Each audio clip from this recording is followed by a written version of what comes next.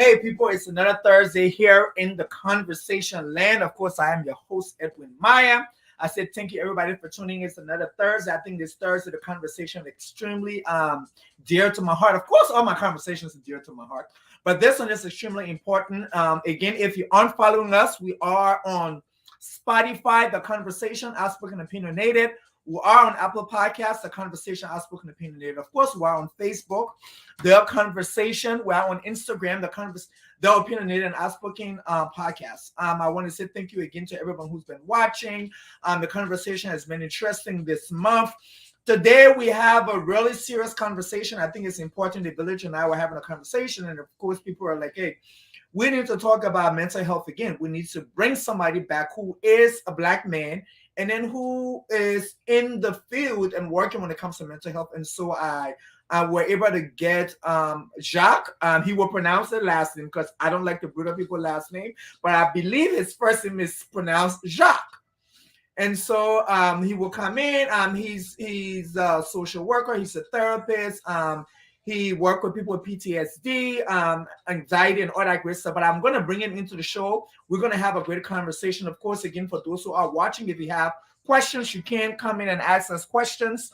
The conversation is it's extremely opinionated. So welcome. And I said thank you. And I'm going to bring Mr. Jacques in now. Welcome, sir, to the conversation. Thank you. It's really great having you. This conversation is extremely important to me, and as the show goes by, you will see why. But can you just tell the people who you are, what you do? Just introduce yourself before I messed up. Sure. My name is Jacques Gbaba, and social work therapist. And pretty much currently what I do is I work at a hospital, a level 1 trauma center, where I work doing assessments.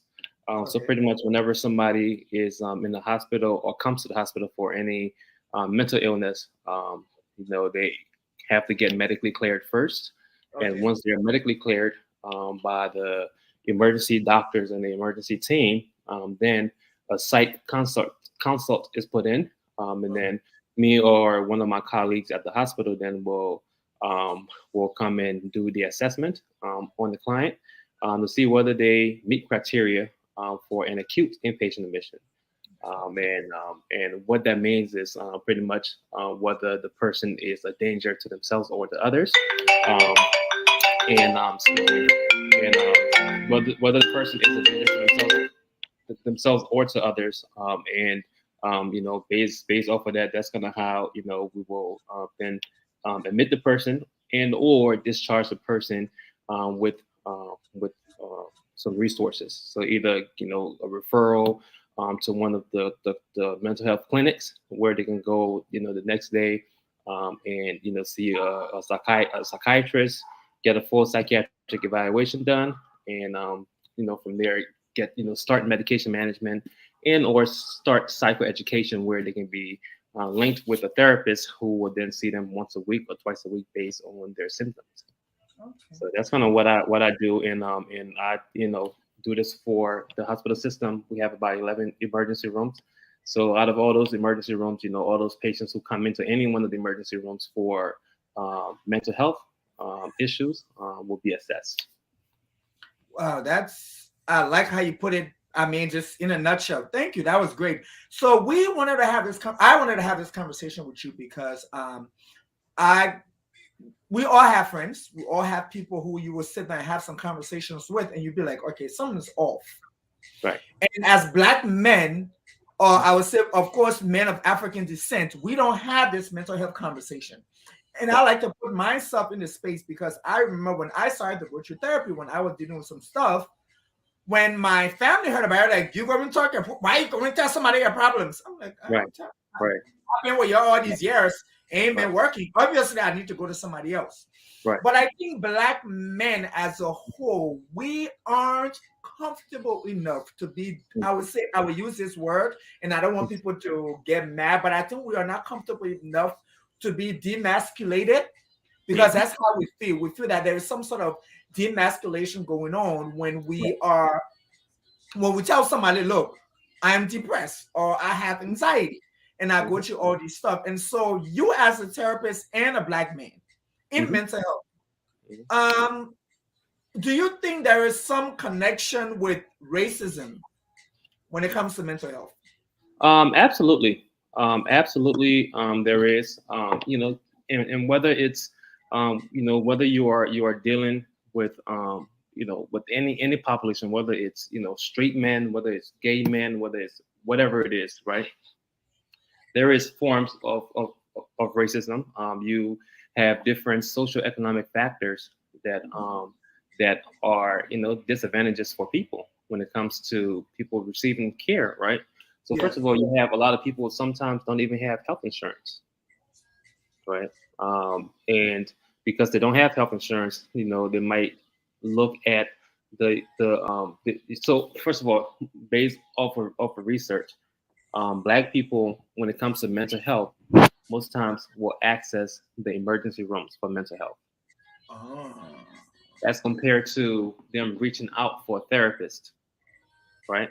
Because reaching out for a therapist requires you to have health insurance most times, and or to have the resources to be able to pay, if you're doing, individual therapy, for example, to be able to pay a therapist out of pocket if you are not going to use your health insurance. And even with the health insurance, you have, a copay, right? So Mhm. the fact that, you will have to make some sort of a payment, for your mental health, for your care, sometimes that serves as a barrier to people when it comes to them accessing, the resources that they need. So a lot of times, people will hold off on receiving any kind of help, and will let things to build up, to a point where, uh, it's so bad that, the first thing that happens is they need to go to the emergency room because, of their symptoms. So a lot of times, black people tend to, and black men tend to access the emergency rooms, when it comes to psychiatric care, rather than reaching out and having a therapist on it, reaching out by themselves and finding a therapist, to talk to. So, but since you're saying that, we did our little thing and we found out that the black men make up 80% of suicide. And so there are stats that talk about black men, we're prone to depression, we're prone to anxiety, we have stressors like finance, of course, that's everybody's stressor, and of Mhm, course relationship wise and all that stuff. mhm, But when we look at the black community and when we look at mental health, and I just want to focus on black men, mhm. you as a therapist, I'm sorry, what have you seen? Like, have you really seen that, black men, there is an issue? Um, I wouldn't just say, it's only black men. I mean, everybody have issues, right? Yeah, But you have, like, for a black man, um, it's just a lot, right? It's a lot that's going on. Like, you have a lot of, like, injustice, that goes on. You have, the for example, the book, Cool Pulse, right? The mhm. dilemmas the dilemmas of black manhood in America, by, what is it called? Hold on, let me find it. Um, here it is. Hold on. By psychologist Richard Majors, Yeah, and sociologist, Janet Bilson. They argue that poor urban black men sometimes assume a stance of aloof swagger to defend against the harsh realities and racism they encounter in daily life, which wears away at their physical and mental health. Right. So mm, not only that, as a black man in America, you always have to have this, to put up this front sometimes, right? You always have to fight for more, for you to be yeah, able to, to be able to be seen as a man, right? So that in itself plays a huge part, on the psyche, plays a huge part on how, they're able to get out there, to gain the confidence on day to yeah, day, while still thinking about police brutality, dealing with like, the whole climate, right? Just dealing with that. So it's a lot, and then having that emotional support or being in tune with your emotions, it's essential. If they're not, that also plays a part because you just have all this buildup of emotions and different things that are affecting you that you never talked about, anger and everything else, and there's not proper coping skills being used, to kind of help them. So all of that plays. Yeah, go ahead. And you say that, and I think maybe we can just go off on that when we talk about coping skills and coping mechanisms and stuff like that. And I know that's something that we probably we all struggle with. Hmm. And I think for me, I know I was able to get my coping mechanisms and know my triggers when I went through therapy. And my therapist showed me certain things. So, okay, why are you upset? And I'm like, well, the person said this. Well, do you always have to respond to everybody? No, I don't have to respond to everybody. And Yeah. so when you learn that stuff, but then I take it back to all of us. And so at you as a professional, that's something that you will know. So what is it that we can do to start these conversations, whether it was with our sons, with our nephews, like how can we do it for people who don't have the means to come and have a conversation with someone like you? Um, well, it can even start from like Medicaid. Medicaid is if you don't have health insurance, if you are working and make are in the lower brackets when it Yeah. comes to income, you can still qualify for Medicaid. So Mhm. there is no reason why anybody should be walking around with no health insurance because I mean that is so crucial. Anything can happen at any time. There can be a car accident. There can be whatever the case might be. You know, life happens fast and things happen. So first of all, having the mindset of, hey, what if something happens? I need to be able to like to cover myself, right, or cover my kids. So having health insurance, if you have even if you have Medicaid, on the back of your health insurance cards there are always numbers for behavioral health. Right, you can always call those numbers if you are employed and you're a full-time employee and your job, offers health insurance, for example. EAP. You can always use EAP. Sometimes you get 5 sessions, five free sessions, and Mhm. after those 5 free sessions, for example, if you call them and say, hey, I'm feeling depressed, you can have 5 free sessions for depression. And after those 5 free sessions are done, it can be anxiety if you But call them. can I stop you right there? How Yeah. do someone know that what they're feeling is depression? Well, I mean, it's definitely going to be signs, right? So Okay.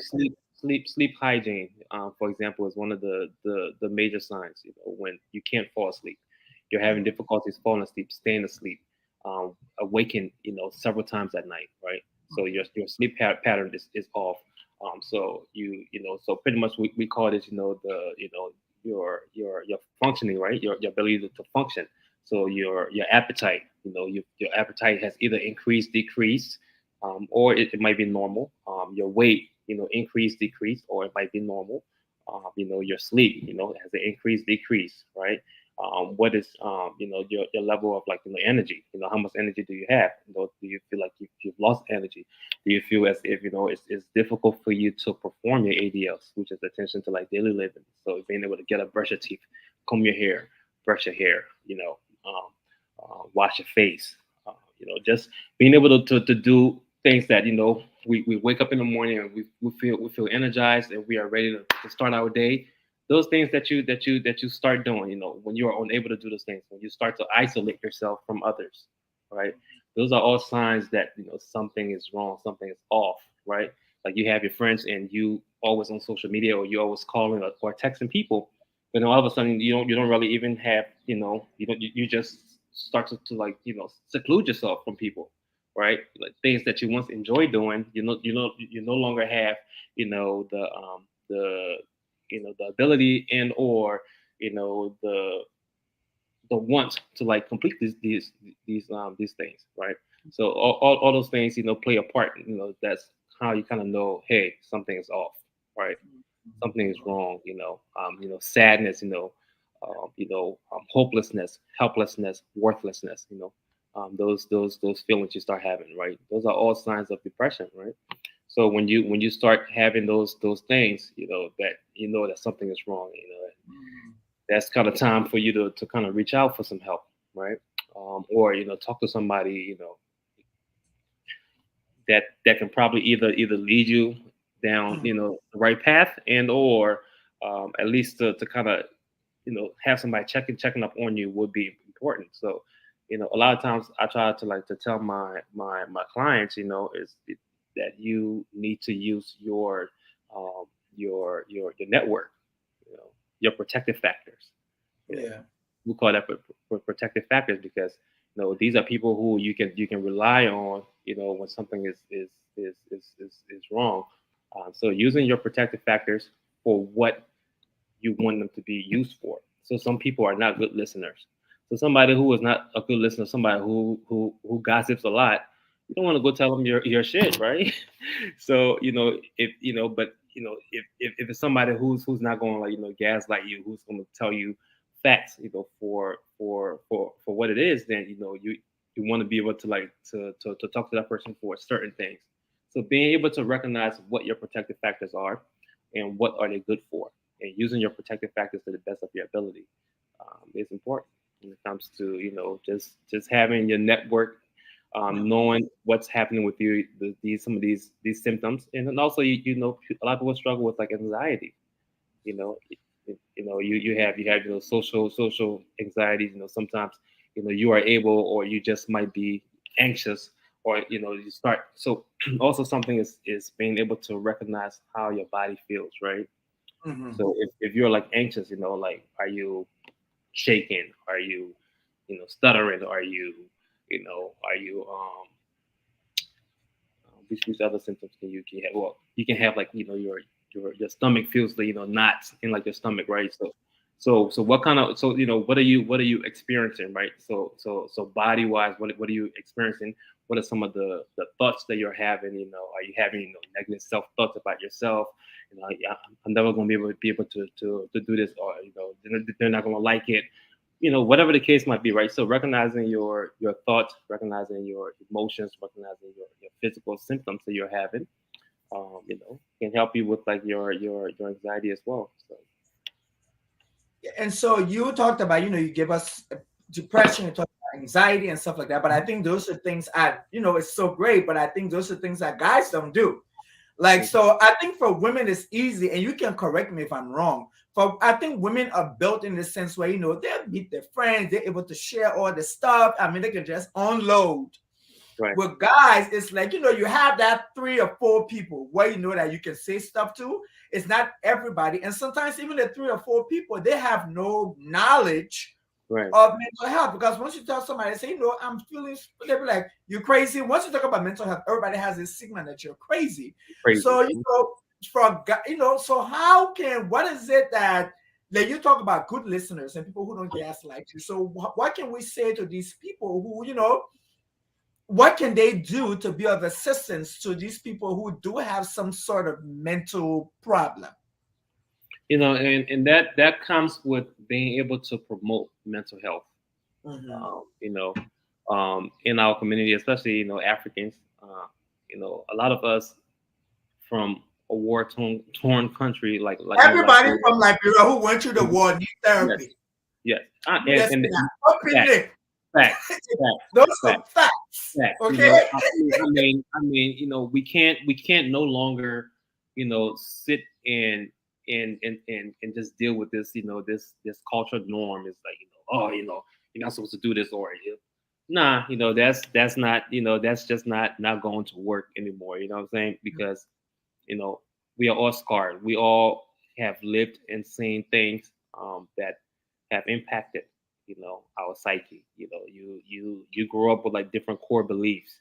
you know Exactly. there are, like, good people in the world and everything, and then you get robbed, for example, right?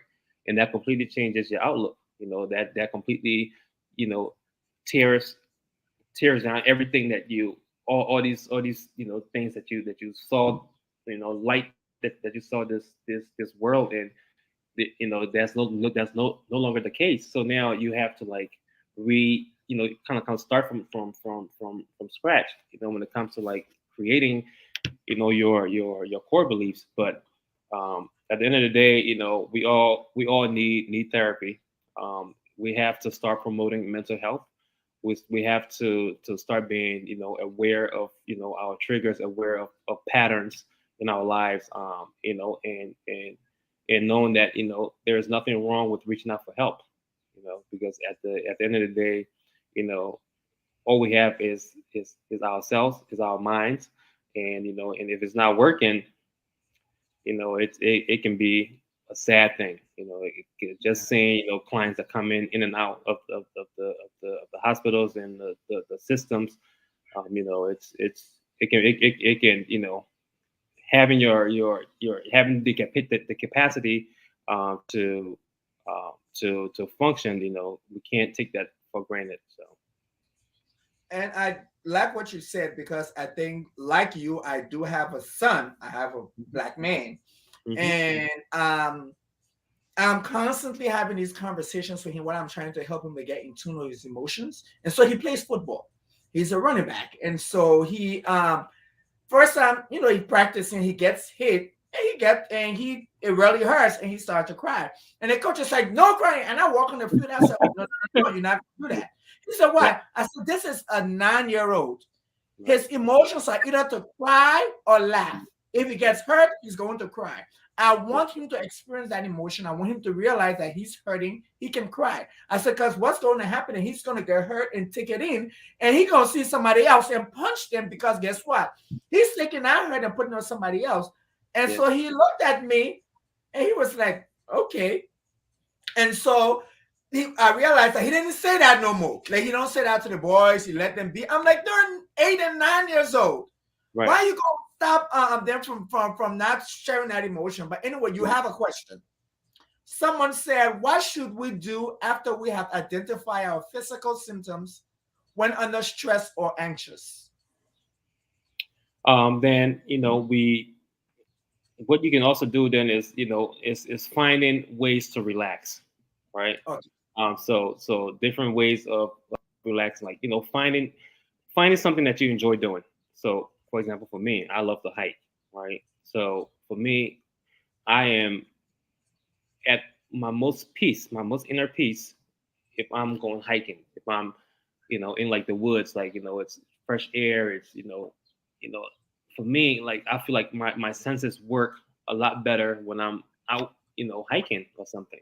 So finding something that you enjoy doing. You can even do like grounding techniques. Like what are a couple of things that I see? What are some things that I hear? What are some things that I can smell? What are some things that I can touch? Kind of get yourself grounded. Help yourself. Calm down. You can do a little bit of meditation. These are different things, and sometimes it's easier said than done because we're not used to doing it. But Yeah. these are different things that we can start doing. Something that I also tell my clients, is try to have, if it's 10 minutes per day, to have some time, some point in the day. It doesn't have to be at the end of the day, the beginning of the day, whenever. But find some time to be able to reflect on your day, Mm. reflect on things that happen. You can even start keeping track of things, right? Like, hey, my emotions, right? Um, what's the event that happened? All right, this event happened.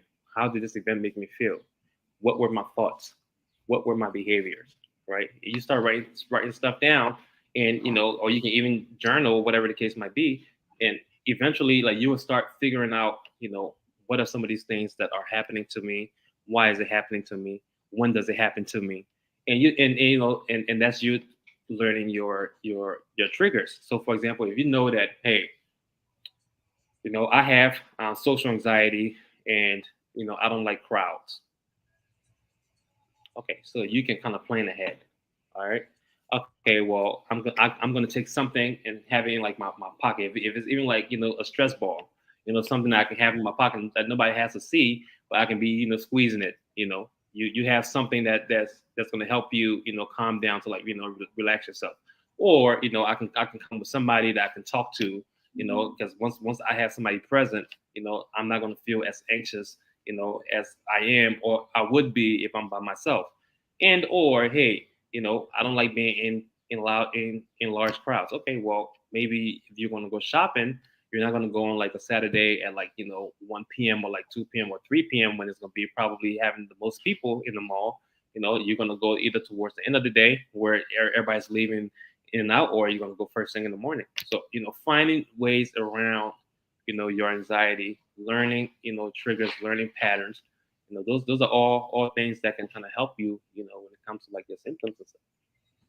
But so I like what you just said, because I like the fact that there was no elimination. There was, you have to deal with the situation, but you create avenues around the situation. And I Absolutely. think that's, and you, the way you said that, that is an issue where I don't like when people say, no, you have to, what to say, you have to, face your fears. And I'm like, no, I'm not facing no fear. I don't like roller coasters. I'm not getting on a roller coaster.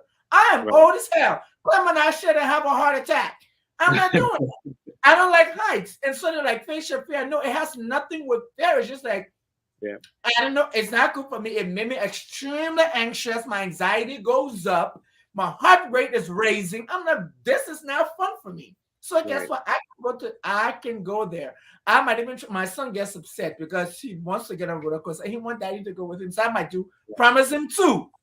We're Right. gonna do two. My body can want to take two, and I do two, and after that, so you create. I like the way you said it. You create this mechanism that works around it and all that stuff. Mm-hmm.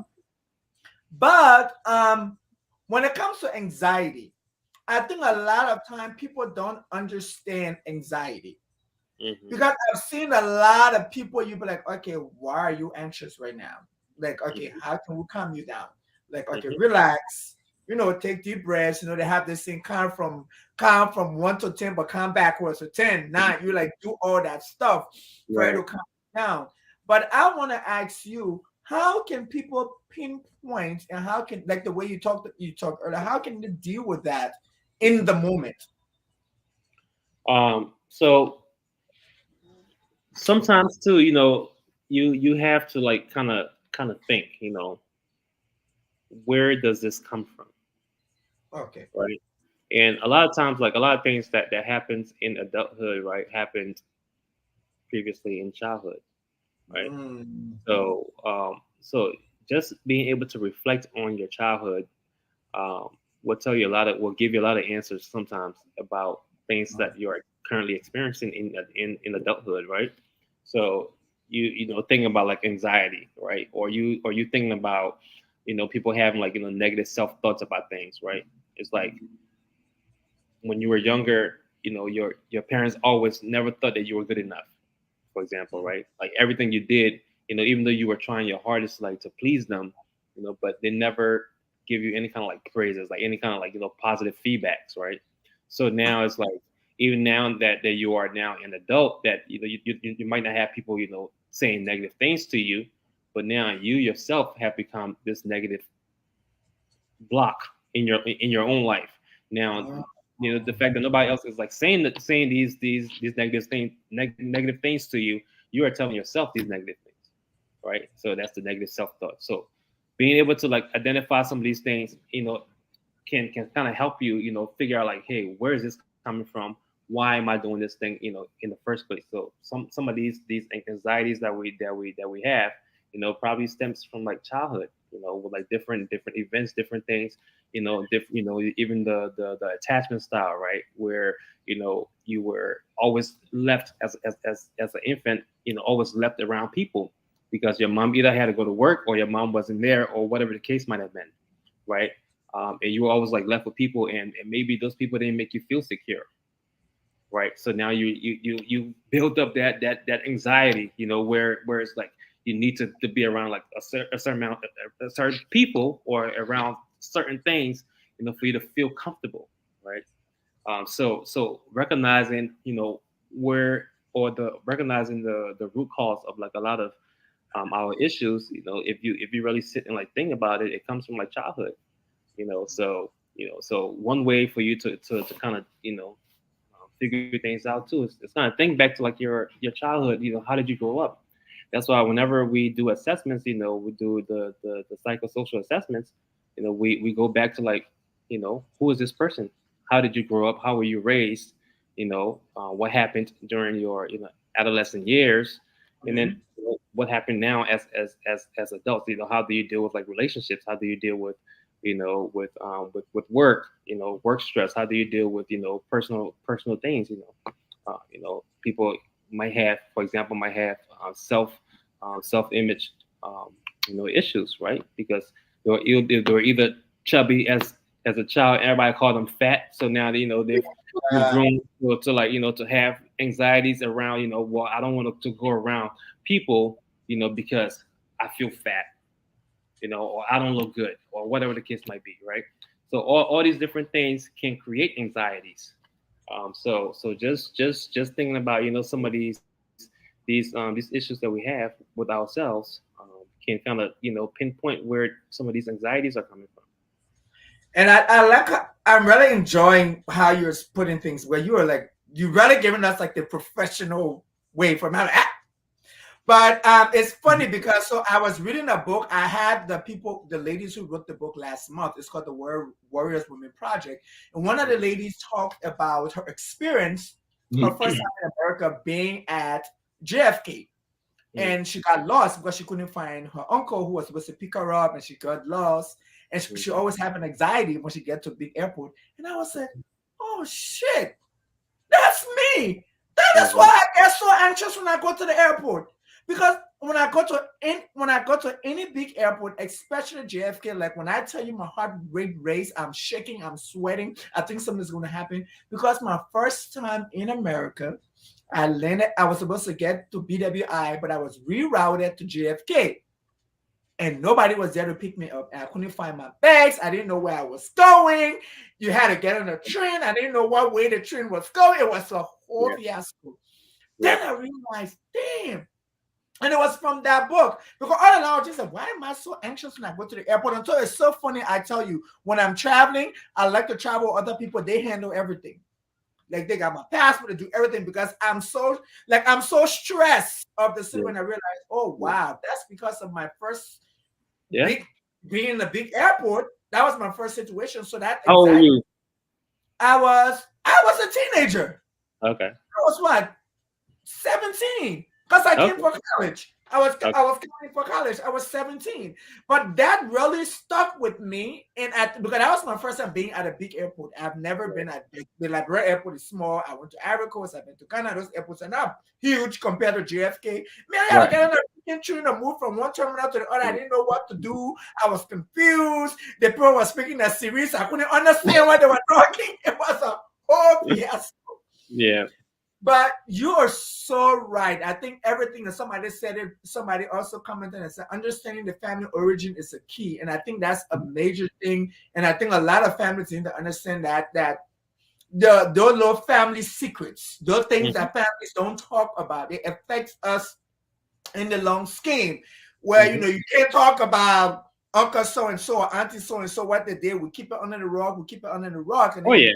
I mean, finally that's finally, somebody go to therapy and bust it wide open and let yeah. I everybody know mean, what's going on. and and even with that, right?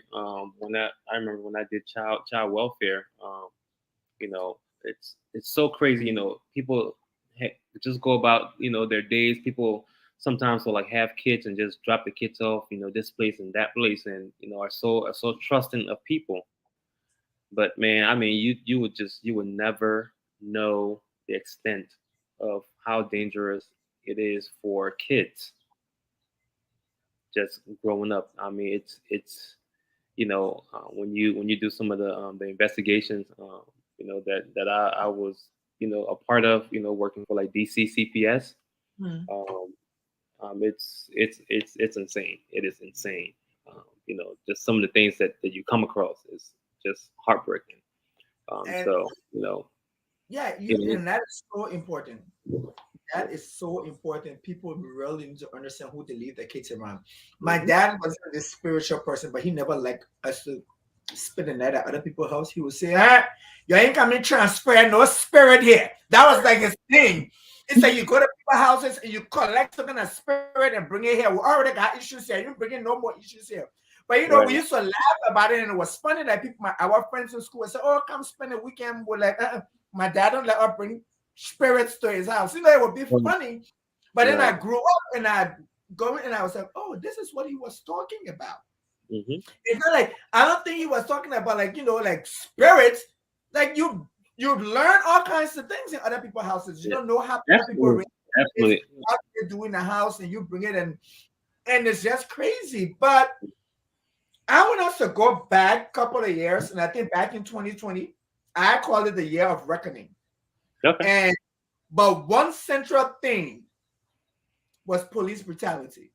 Mm-hmm. I think we as black men, we dealt Mm-hmm. with that trauma. Mm-hmm. We dealt with that trauma as black men. And I remember,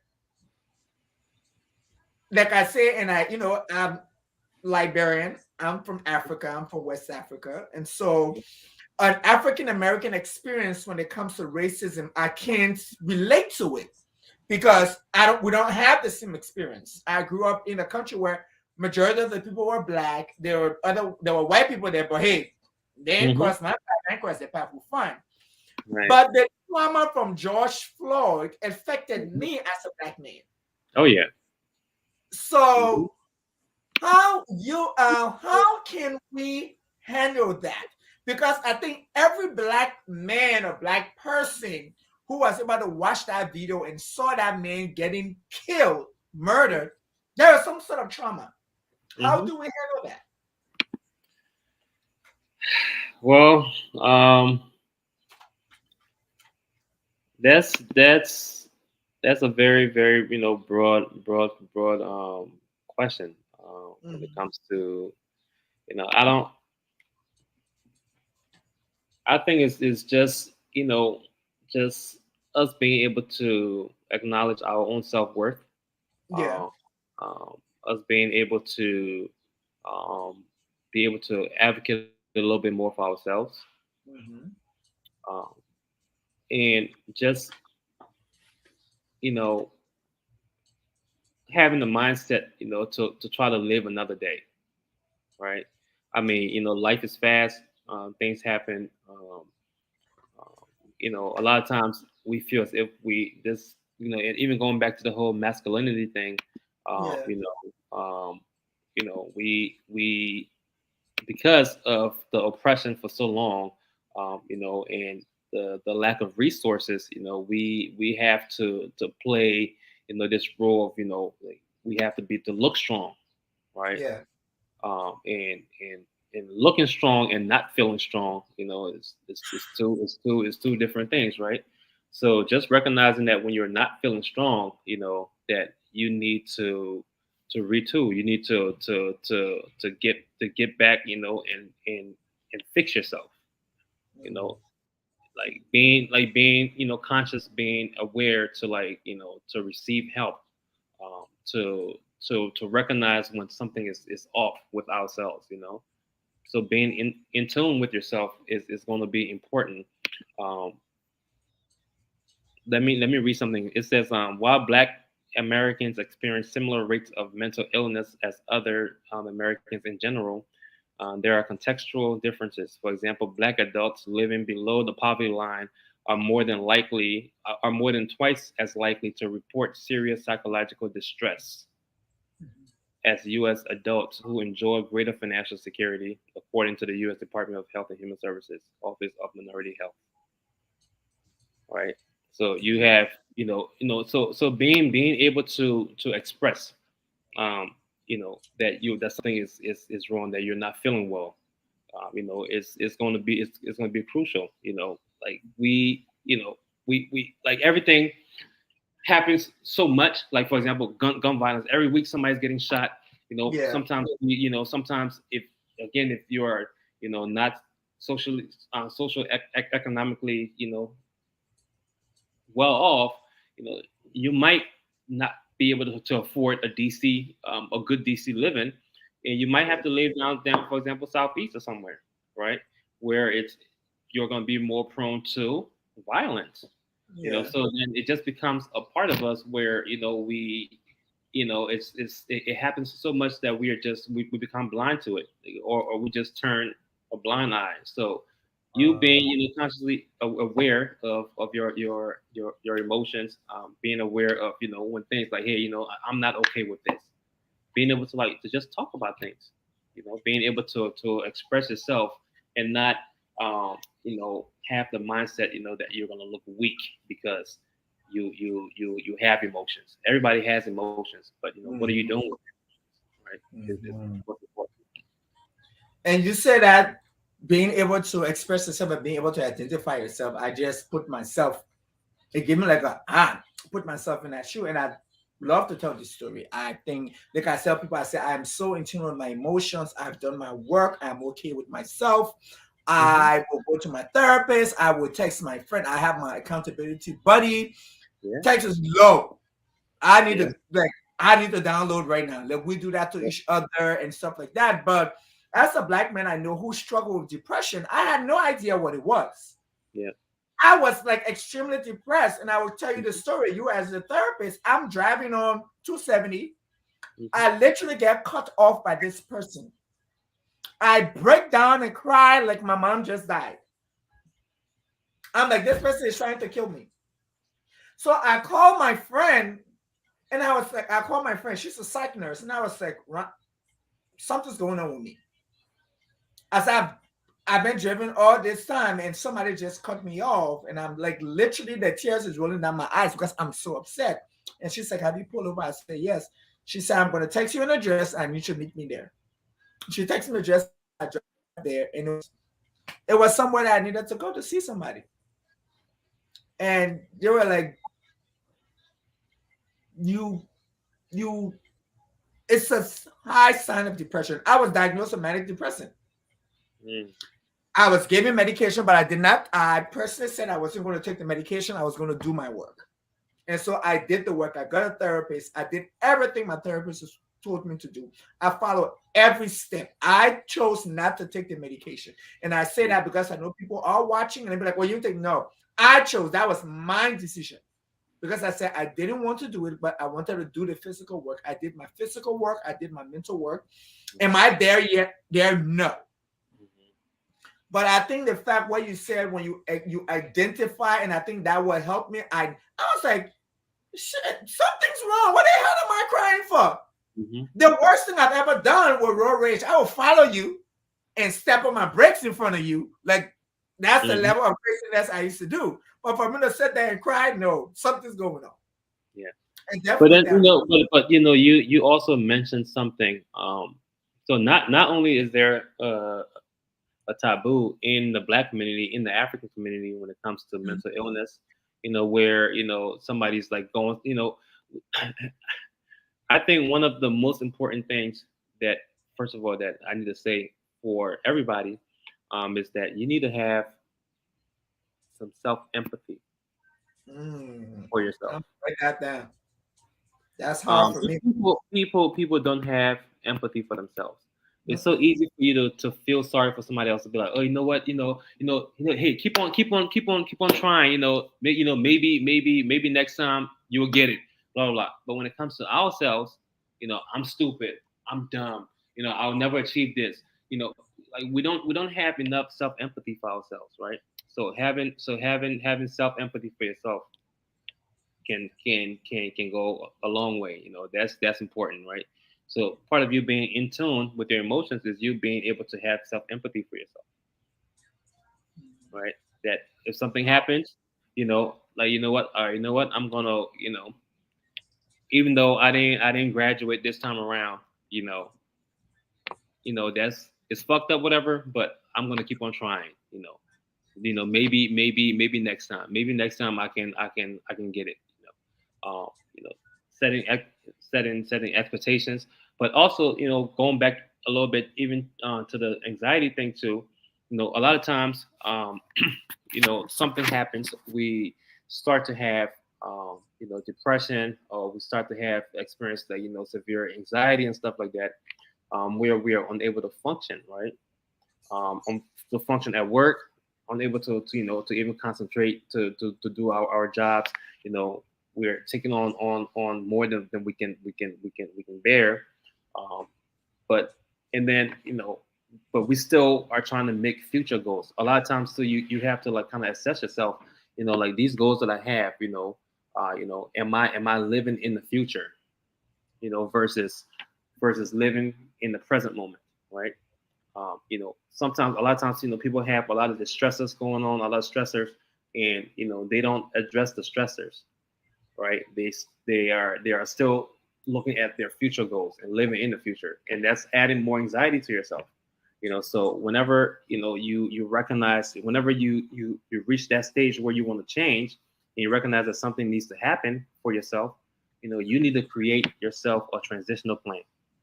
And that Mhm. transitional plan should be a 365 look of everything that's going on with you. How am I Wow. dealing with my romantic relationships? How am I dealing with work? How am I dealing with school? How am I dealing with when it comes to my physical health? Are my concerns more somatic? Because I have physical illnesses, or what? I don't like the doctor. I don't like nobody touching me or checking my balls when I go to the doctor. You know, like whatever those issues might be, you need to take a look, because as long as you don't get these things addressed, one thing is going to trigger to another aspect of your life. It's going to trigger to another aspect of your life, and it's going to continue having you in this space, where you're unable to change, right? So that's also something that I wanted to kind of put out there, that people know that when you're struggling with like mental illness, and once you recognize that there is something that's wrong, is you being able to start or have your transitional plan. And that Mm. transition cannot be, when you start the year, New Year's Day, everybody have a freaking plan. Everybody have a goal, right? But when as you are going through the year and you recognize that you're having all this distress, you're depressed, something has happened, and you are down and you need change, you can no longer focus on those goals that you had at the start of the year. You have to start to create a new transitional plan that's gonna focus on the now, like what's happening now in all these different areas. How can I address this thing? How can I figure out what the triggers are? How can I get myself back to where I need to be, right? And then after that, you can start creating new goals. But then also sometimes, we put so much pressure on ourselves with these goals. Who are we trying to please? Who is this goal for? Can this goal be stretched out? Can we break this goal down? Like do you have to get a car or buy a house by the end of the year, right? That you're going and going and going and going and going, and you're not having any kind of self care. You're not doing anything to kind of help yourself. Like what are you doing? What is this goal that you're trying to achieve, and who are you trying to achieve this goal for, right? So just being able to break things down for ourselves, to kind of help alleviate the anxiety that we're having. Recognizing when something is wrong, reaching out for help can go a long way. So you have a question, and this person states, so knowing that finances or your financial statement doesn't typically change overnight, how Mhm. can one overcome those adversities in a troubled environment? I, How can budget. one I can say budget.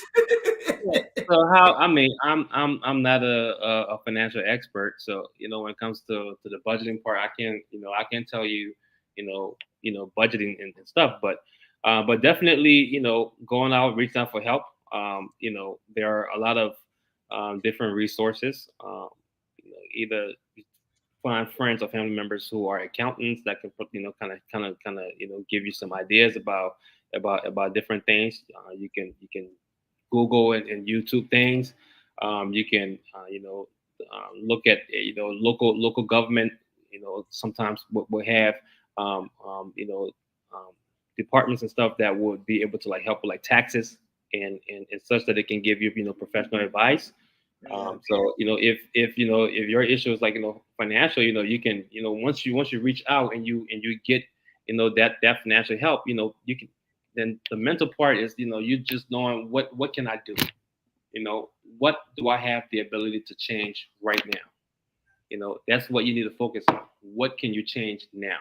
recognizing that things are like out of your control, it's only going to Mhm. create more anxiety. If you can't control it, there's nothing for you to worry to really, and that's easier said than done.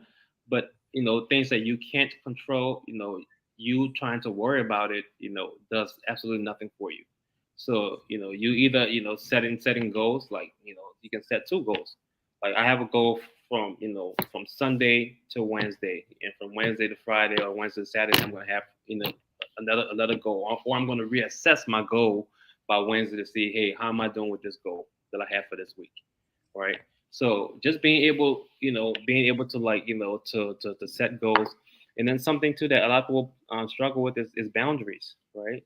So you having time boundary, where you are setting time aside, so to pay attention to some of these things that you need to handle in your life, right? So whether it's time for your relationship, so when you're home, you are focusing on your relationship, trying to have the time to to talk to your partner, and to connect with your partner, versus you coming home and bringing work home, right? Are you doing emails? Are you responding to emails? Work emails from home. That takes away from that time. So so you setting boundaries, and you going out getting the professional help you need for whatever finances you have, and you just having some self empathy for yourself, knowing, hey, this is what I'm capable of handling right now. Whether I need to make payment arrangements for something, whether I need to set time aside for something, call people, or even look out and to see what kind of grants might be available that can help me to pay for something that I'm unable to pay for, you know, using community resources, But it's always good for you to be able to use your resources. Don't feel shy that, hey, I'm using the resources. Resources are, if it's available, use it.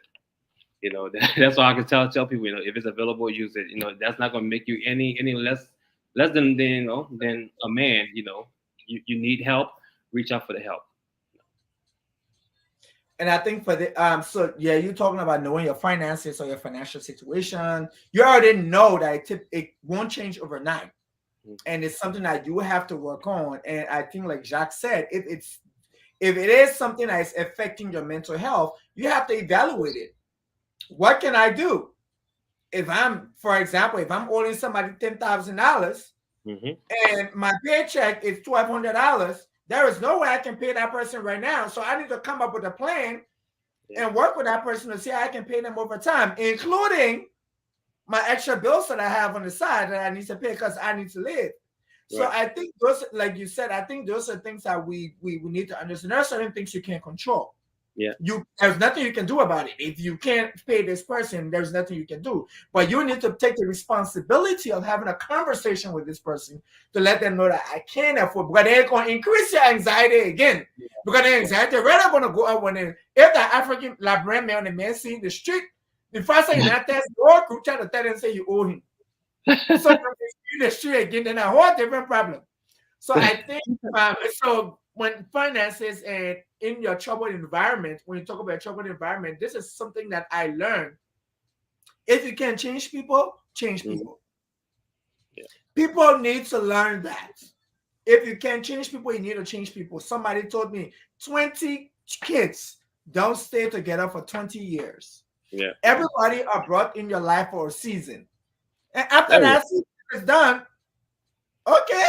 Sometimes it's hard for some of us who are we have abandonment issues. We are really, you have friends that you really enjoy hanging with, and then all of a sudden the friends don't want to be from you. Like, but why do life? We Yeah. have to deal with it. I mean, and that's something that people need to realize, as well, that that people, it's okay for you to outgrow relationships. Yeah. There is absolutely nothing wrong with you, being in a different space in your life, and recognizing that somebody isn't good for you anymore, or that that whatever you once enjoyed doing with that person, if you're no longer doing those things, then it's absolutely okay for you to move on, and that's not you, throwing shade at the person. It's just that you've moved on, that you are not no longer interested in doing those things anymore. So don't be ashamed or don't be afraid to move on from relationships. If it's not good for you, it's not good for you. But I think the fact, but I also with the fact that you're saying move on, move on. But don't you think that sometimes people need to let the person know? Because let's say me and you are cool. I know you. We're friends. We used to kick it before. Everything is great. We're having a, and then all of a sudden that disappeared. And I'm I like, but mean, wait a minute. Can you like let me know? There ain't no problem. But so I, so so so sometimes what you know and sometimes people only think of grief as as somebody dying, yeah, no, right? But grief can be you losing a relationship as well, yeah, you know. But you have to eventually come up, once you reach the stage of radical acceptance, you will be able to accept that, hey, even though something happened and I don't like that that it happened, but I can no longer allow this thing to have a hold over my life, to make me angry. That every time I see the person, I'm mad. My face is frowning. I'm like, when oh, just because this person's going here, I'm not gonna go there anymore. Or I'm friends with you. Don't be friends with this other person anymore because this person did this and that to me, right? But once you get to that radical acceptance stage, you accept the fact that, hey, this happened. I don't like it. I don't agree with it, but at the end of the day, it still happened, and I can no longer allow this to have a stranglehold over my life. I'm going to move forward from this situation. I'm no longer going to get upset when I see this person. I don't have to be friends with this person. I don't have to speak to this person. It's okay. I move on. I accept, what they did to me, and, it's over. I'm done. I'm over it, so yeah. rather than you having that, holding on to that anxiety, holding on to grudge and everything else, that's not going to be healthy for you. So Well, and that's some serious stuff right there, because I think a lot of us, I know one for me, I know, like I said, I struggle with abandonment. So for me, it's an issue when I'm really close with somebody and then the person, just, I'm like, okay, like, did I do, I always go to, did I do something? And right, I remember I remember when I was talking to my therapist and, a couple of sessions back, like a couple of years, and she said, no, you don't have to do nothing. Why you always think you did something? The person is just done. yeah, That time with you is up. yeah, Y'all had and I was like, I don't. I'll be honest with you. For the life in me, I didn't understand it. We have no argument. Nothing's going on. You just done. yeah, How does people do that? yeah, And so, and she had to educate me on, yeah, the problem with you is you always you want to analyze everything. Everything for you needs to be calculated. There have to be a cause and an effect. And she said, nobody got time for that. I don't be friends with you. I don't be friends with you. I don't need to call you and tell you. You just gonna call me. that's I'm it. gonna respond. I And mean, I said, there, man, there, that's there is cool. there is absolutely nothing wrong with somebody ghosting you. No, If I don't do you. if that's your way of No, looking at the no situation, ghost.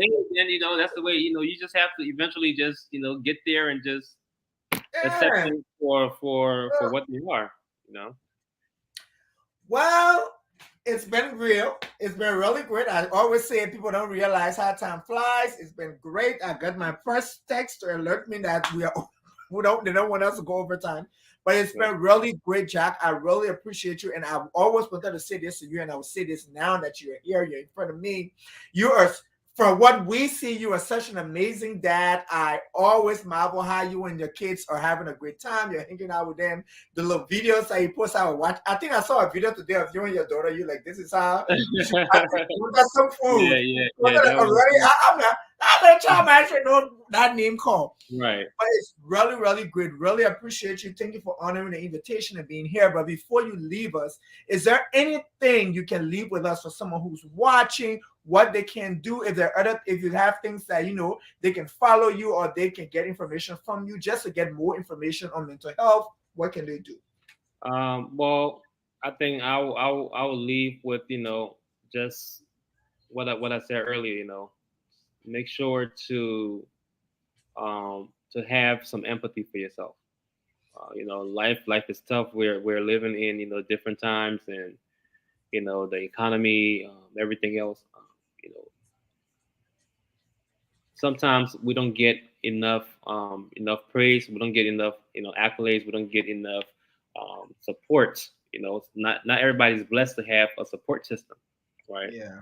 So it's definitely important that whatever goals you have, that you are having some empathy for yourself, that you are being in tune with your emotions, recognizing how your thought process affects your emotions, and your emotions then affects your behavior, right? So looking back at what are some of these thoughts that I'm having, these negative thoughts, or why am I having these thoughts? How does these thoughts, whenever I do have them, make me feel, and how do I act after I've experienced the emotion?